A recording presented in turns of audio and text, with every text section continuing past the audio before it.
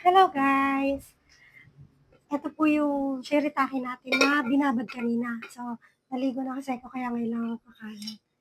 So, ayan siya guys. Ito yung shirataki na ilagyan ko lang ng tubig na mainit. So, lalagay natin sa ating plato. Normal na kanin naman siya. Masarap din siya. Diba? Madami din siya. Masarap din siya. Normal na bigas din naman siya.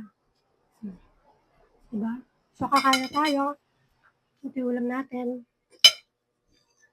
Bangus na nilagyan ng toyo. Niluto sa toyo with calamansi. Diba? Kakain na tayo. Ito yung shirataki rice natin. Ito yung bangus. Bangus. Kumain na ba ang lahat? Kain tayo guys. Niluto ko to. Pinirito ko muna yung bangus. Saka ko siya ginisa sa toyo calamansi. Ang kagandahan sa bigas na to, lalo na kung nag-low carb ka, ito yung bagay sa'yo. Masarap naman yung bigas. Normal na bigas naman siya. Masarap din siya. Madali ka mabusog pag ito yung bigas mo. Pag ito yung kanin mo. Medyo kamahalan nga lang ito, pero okay naman, sulit. Diba?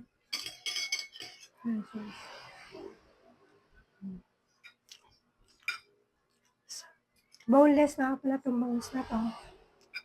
Kaya, sarap siya lalo. Hindi na ako nagtatanggal ng tinik. Diba? Mula kasi nung nag-exercise ako, nag-workout ako, naglo-low carb na ako. Kaya, ito yung pinili kong bigas. So, ganito siya guys. Nakakabili ka ng 1 kilong bigas na ganito, shirataki dried rice. Kaso medyo expensive. Pero sulit naman kasi matagal mo siyang gagamitin. Kasi konting bigas lang, marami ka naman niluto, di ba? So, pwede na rin siya. Pwede mo rin siyang dalhin sa pag nag-camping kayo, emergency, lalagyan mo lang tubig na init. Makakain ka agad ng kanin, di ba? Masarap.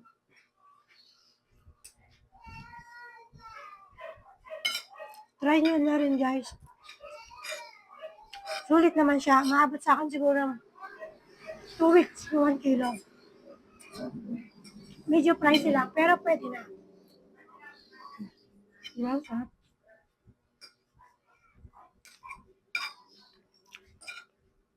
Kain na rin kayo guys. Disconnect pala.